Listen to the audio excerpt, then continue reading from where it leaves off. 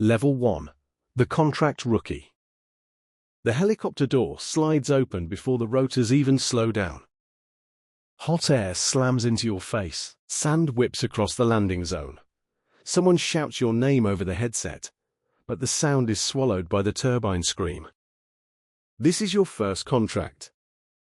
3 months ago, you were sending resumes to security firms and private defense recruiters. Now you're standing in a desert compound outside Mosul with a rifle that technically doesn't belong to you and a patch on your arm that technically doesn't exist. You signed a 92-day contract. $650 a day. No benefits, no questions. The man waiting for you at the gate is a former Marine Staff Sergeant named Briggs. He looks at your boots first, then your hands. You ever take fire before? He asks. You hesitate half a second too long. He nods anyway. Stay behind me on patrol. Don't talk to clients. Don't shoot unless someone else shoots first. Those are the rules. Private military companies run on simple currencies: competence, reliability, and silence. Your first job is convoy security. You ride in the rear gun truck behind a fuel shipment heading north through a highway. Everyone calls Ambush Alley. You grip the machine gun like it might disappear. IED craters mark the road every few miles. No one talks. Your headset crackles with calm voices discussing routes and checkpoints like they're ordering coffee. You realize something quickly. Everyone here has already survived the thing you're terrified of. You haven't. Halfway through the convoy, a pickup truck drifts too close to the column. Your heart spikes. Your finger tightens on the trigger. Briggs' voice cuts through your headset. Easy, rookie. The truck swerves away. Nothing happens. But something changes inside you. Fear doesn't disappear. It just gets filed away. You finish the contract. You don't panic anymore. That's when they offer you another one. Level 2. The Reliable Gun. Your second contract pays more. $900 a day. Same dessert, different client. Now you sit in the front truck. New rookies sit behind you. You notice the difference immediately. They grip their weapons too tightly. They stare at every rooftop. You recognize the look. You had it once. The company doesn't promote based on rank. It promotes based on survival. 3 months in the field earns you a reputation. 6 months earns you trust. Trust means responsibility. You start running route planning. You learn the unofficial rules. Never drive the same road twice in a week. Never stop the convoy unless someone is bleeding. Never fire warning shots unless you're prepared to fire real ones. One afternoon outside Fallujah, a white sedan ignores the checkpoint barrier. The driver keeps moving. Your team leader says 2 words over the radio. Disable it. You fire into the engine block. The car jerks to a stop 30 yards away. Inside is a terrified family. No bomb. Just panic. You stare at the smoking hood of the car and realize something. Private war runs on seconds. You don't get to wait for certainty. That night, someone wires your next payment. $27,000 for 30 days. You stop thinking about the morality. You start thinking about efficiency. That's when the company notices you. Level 3. The Team Leader. The promotion comes quietly. No ceremony. Just a message in your encrypted inbox. Team Lead. Contract extension approved. Your pay jumps to $1,400 a day. Now 6 men answer to you. Your job isn't pulling the trigger anymore. Your job is making sure everyone comes back alive. You study maps at night. Satellite images, supply routes, insurgent patterns. You learn to read danger in small details. A parked motorcycle where one wasn't yesterday. Fresh gravel on a shoulder. Windows closed in a village that should be awake. Every decision carries weight now. One wrong call can kill everyone behind you. 2 months into the contract, your convoy hits a roadside bomb. The explosion flips the second truck. Dust fills the air. You hear screaming through the comms. Your instinct says, chase the attackers. Your training says, secure the team. You choose the team. 2 operators are wounded. But no one dies. That decision becomes your reputation. Reliable under pressure.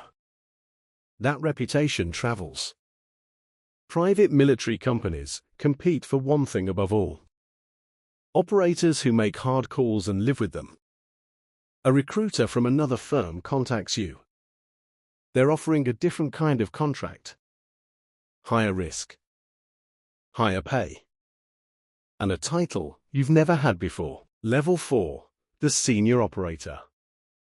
By year 8, you're running your own operations. You don't pull triggers anymore. You plan the people who do.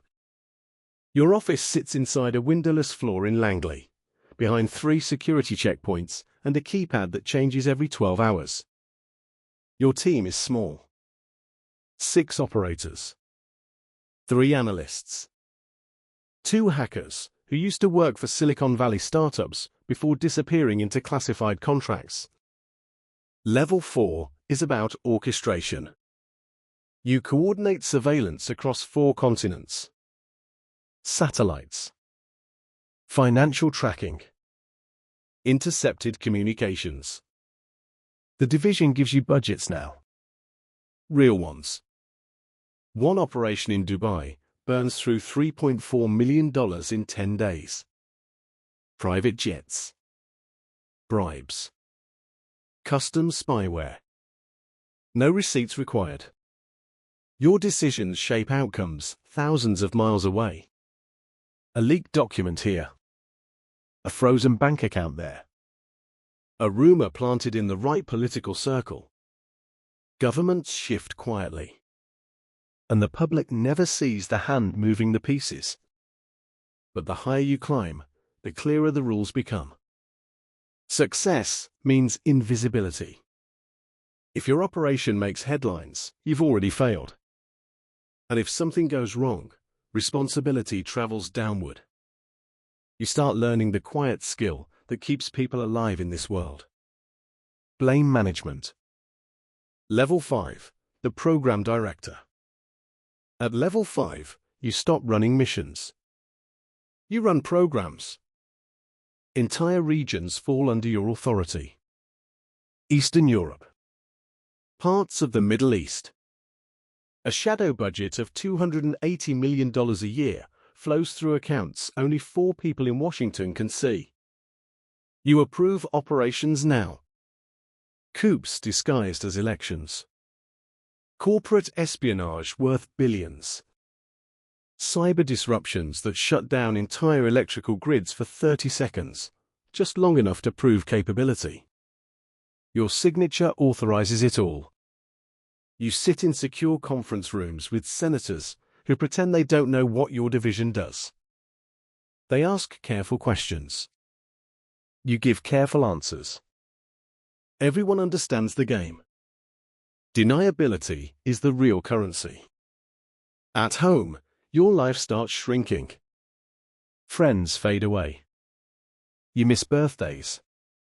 You avoid telling stories because every story contains classified pieces.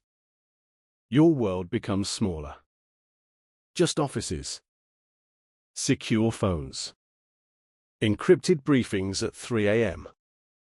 And the slow realization that your name appears on decisions that will never be publicly acknowledged. Level 6, the architect. Level 6 changes everything. You stop reacting to threats. You design them. Your job is shaping geopolitical pressure years in advance. You study economic data, political instability indexes, satellite imagery of naval bases. Then you decide where the world bends. A trade route disruption here, a political scandal there, a quiet funding stream to opposition movements in countries that lean too close to rival powers. It's chess played with real governments and real lives. You rarely leave Langley now, but your influence reaches everywhere.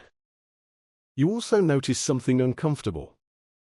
The system no longer needs you as a person. It needs you as a strategist. Your identity dissolves into reports and decisions. You become less visible, more powerful, and strangely, replaceable. Level 7. The Director of Operations.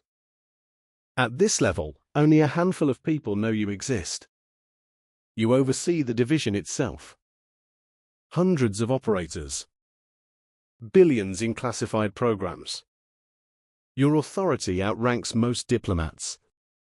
Sometimes even ambassadors. The president receives briefings influenced by your recommendations. But power here comes with silence. You sign off on things that would collapse governments if exposed. Targeted cyber attacks. Covert assassinations. Financial manipulation affecting millions of people who will never know why their markets crash. You carry those decisions alone. No medals. No recognition. Just the quiet understanding that entire events in world history happened because you approved a document at 1:42 a.m. And nobody will ever know. Level 8. The Ghost. Eventually, the division stops promoting you. Because there's nowhere left to go. You become something else. An advisor without a title. A presence in rooms where decisions get made before official meetings even begin. You don't command operations anymore. You whisper directions. New directors seek your opinion. Presidents hear your name once or twice, but never meet you. You've become institutional memory. The system itself. Your days are quieter now. Fewer meetings. More reflection. You review operations from decades ago and realize how many outcomes still ripple through the world. Cities that changed governments. Wars that never started. People who vanished from history. You carry all of it. Not guilt. Not pride. Just wait. Because power at the top doesn't feel like victory. It feels like distance. You sit alone in a secure office late one night, reviewing a recruitment file. 27 years old. Decorated intelligence analyst. Psychological profile marked high tolerance for moral ambiguity. The same words that once described you. Somewhere in Washington, a phone rings at 2:17 a.m. A young recruit answers it. He thinks this is the beginning of a career. He doesn't understand the system yet. You do.